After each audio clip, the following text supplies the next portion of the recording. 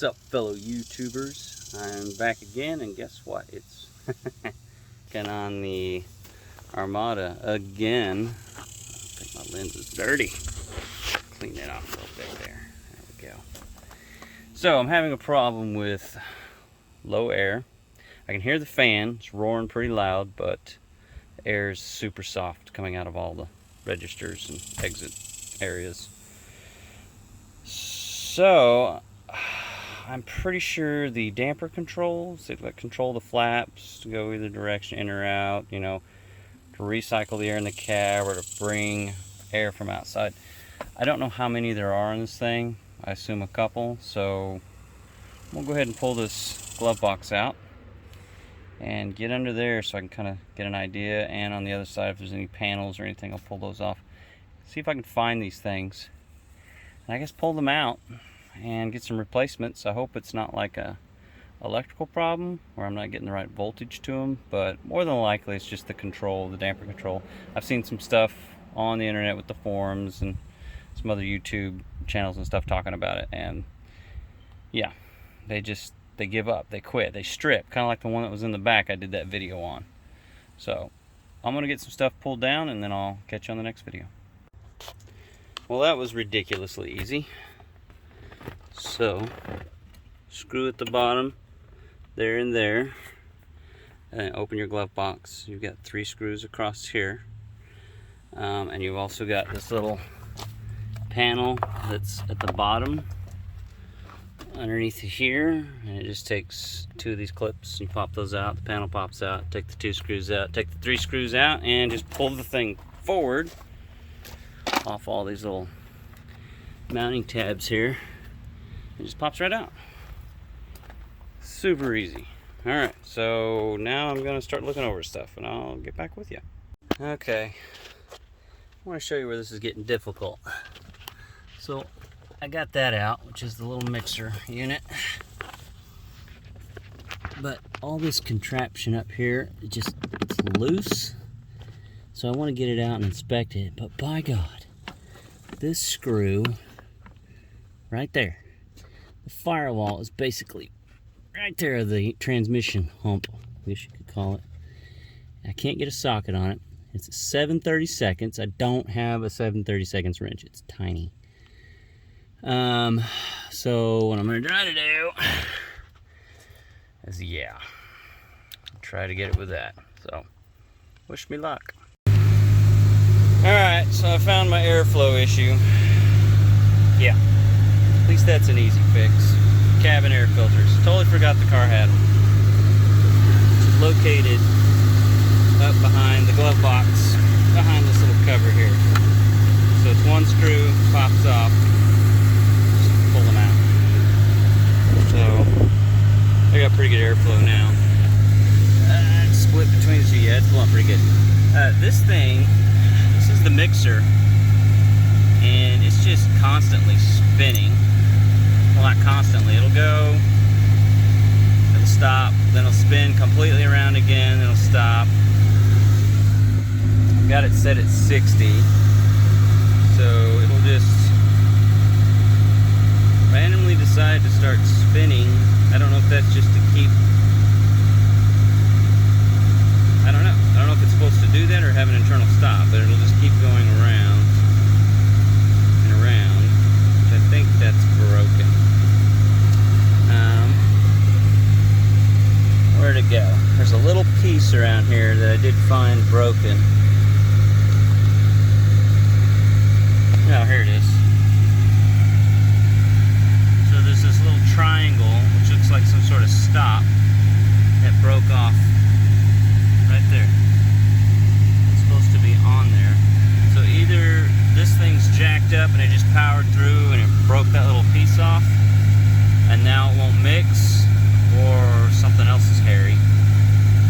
But it's going this way, so I'll turn the heat up to 90. Then it'll go the other direction, which I think that's what it's supposed to do. But underneath it does control. There's a little, if I get my light right here. So there's a little flapper right here that switches between cold and hot. And I took this bar off because I didn't know, this guy right here, I didn't know if that actually controlled something, but it doesn't. It's just like an idler arm, and it sits in one of those slots right there. Okay, so upon further inspection, so this is dual climate. That's one side. So when I mess with the flap, it'll change the temperatures on that vent and that vent, but that one stays the same. So I've obviously got another one of these devices on the other side. And the constant spinning, this, I didn't see anything wrong with the gearing, but this little device here has a tiny sensor inside of it. I assume this is the thing that senses how far it needs to go, then stop. And then when it receives a signal, it'll go the other way, then stop. So I'm just gonna go ahead and order 2 of these. I still have that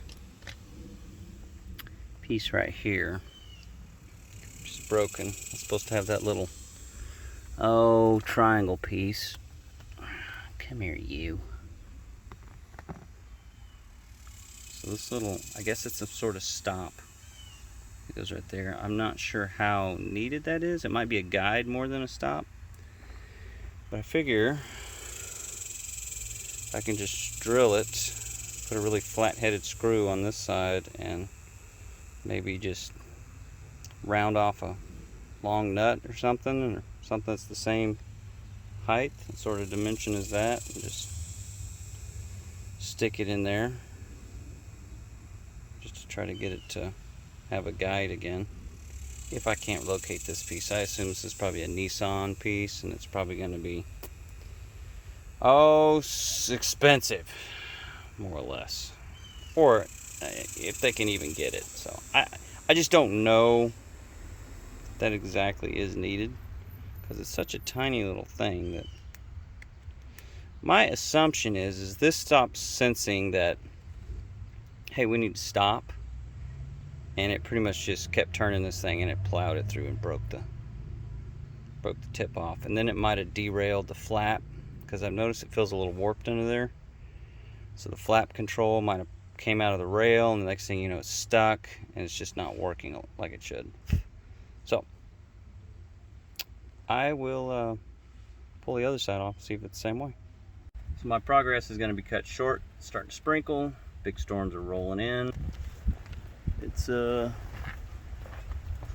a little hairy out here. Some of the clouds, the thunder, and the lightning. So I need to get my tools put up and put away. Anyways, I did get the other side off. There's a mixer valve thing on that side, but it only does the floor to mid exchange. It's all that one controls.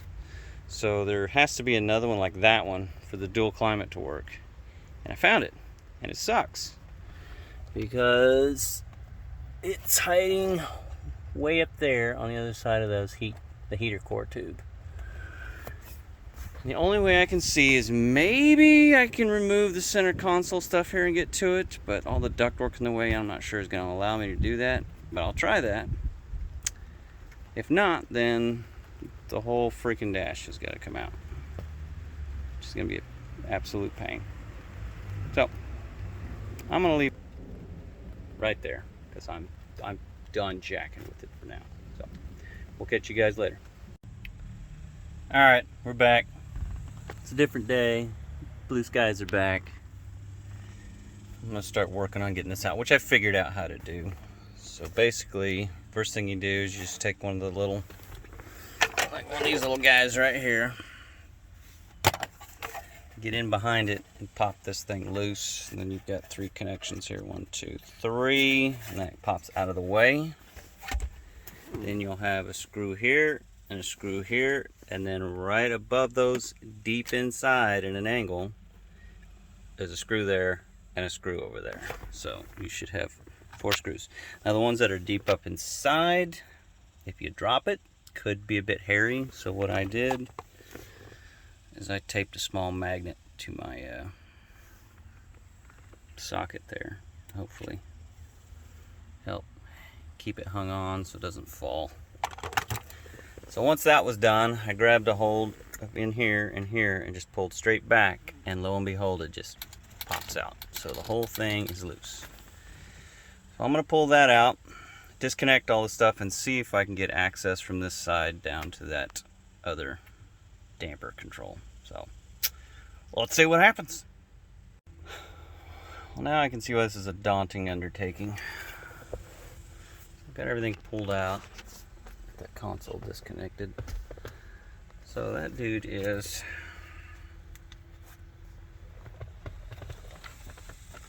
it's right back there. It's underneath of that. This duct is all one piece across here, and it's bolted down. It's bolted in the back. There's no access from here, sadly. So I don't know what I'm gonna do. I just leave it alone, and man, I don't know. Because taking this dash out looks like a major ordeal. I'll see what I can figure out. Oh my garage. I actually got the thing out.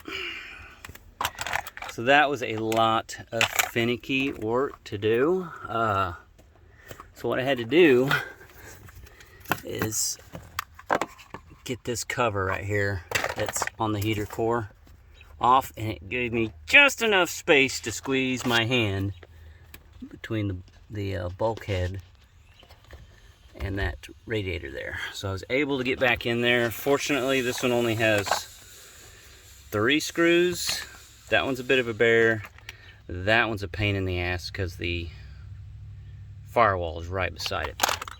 So I got really fortunate to have this kind of socket that slips in the head, which is a good, here's the other one I was using. I mean, it's a good 1/2 inch shorter than that one. It gave me just enough room to get the screw off. But I'm pretty well under the conclusion now that these little triangles right here are important, and there's some sort of stopper, because both of them are broken. So what I'm thinking now is the thing just kept spinning. Maybe, I don't know exactly how these work. So I'm gonna go ahead and repair them with the screw and the little stopper that I make and put them back together.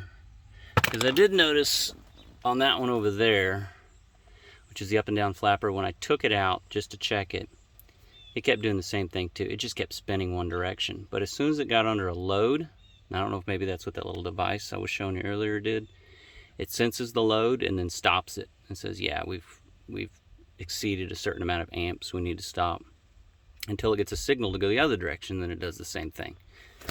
That's a guess. I really don't know how they work. Yeah, it's out. There's not really anything wrong with this one. I'll open it up as well and check the gears, but I think it's good to go. So my next job will be to repair these, and we'll go from there. All right, it's a new day. We're back. I'm attempting to fix these.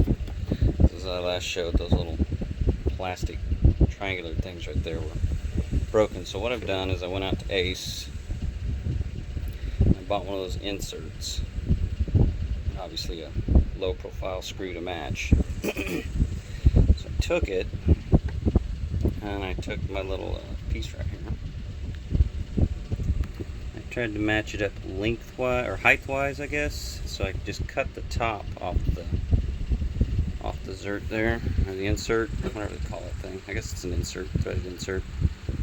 Drilled a hole through the back. I drilled the hole slightly, just slightly small, where that actually screwed in. Threw some Gorilla Glue on it, screwed it down, so it shouldn't go anywhere.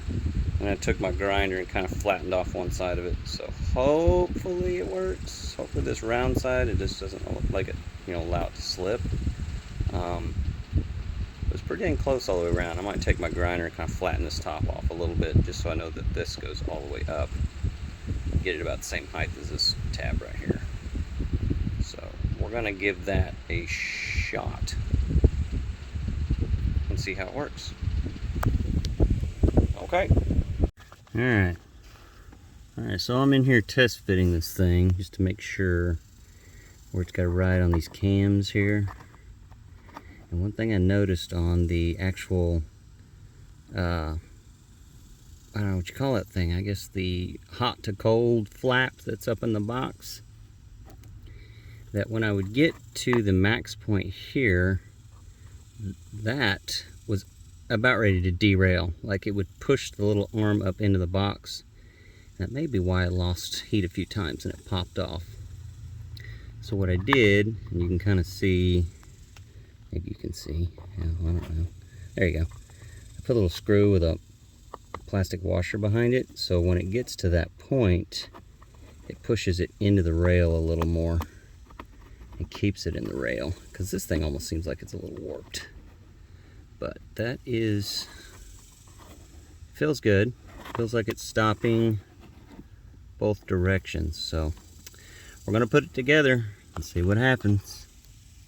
All right, quick note, putting this thing back, pop the cap off, pull that one gear out between the two, and then spin it to where the gap, and there's that little teeny mark on it, lines up with those lines. That way underneath you can line the damper control device perfectly up when you go to put this back. So just do that and then slip that gear back in and put the cover back on.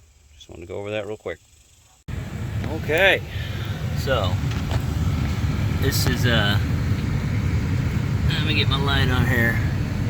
That screw in the very back corner, which is hard to see, it's back there. It's oh my garage. Let's pull this out of the way. So yeah, you'll need that carpet pulled down so you can actually see what the heck you're doing. But it's, come on, where are you, little bugger? It's back there. Kind of see it? See it? Just way back there being a punk. Come on, light. There it is. Anyways, dexterity level 10. That one was rough to get in. I had to squeeze my little fingers up there, get it started, and then use a tiny little crescent wrench. So you need some patience because it takes some time. Anyways, we are together. Right now, I have it set on the dual just to operate this one. It's set at 90, so what we're going to do is we're going to move it all the way down. And then we're going to watch it, and she's moving. It seems to be working like it should. So, now I got to do the top one. That was pretty rough. So I think that little fix works. You could try this. Don't have any real tips other than you need, I don't have small hands, but I don't have big hands either. So the smaller the hands, the easier this job is going to be. So if you know somebody that's got some good dexterity with smaller hands, it'll make this job a heck of a lot easier. So I'm going to wrap it up, call it that, and if you guys have this issue, hopefully you can rectify it, but it seems to be working. I think it's a good fix. All right, take it easy, guys.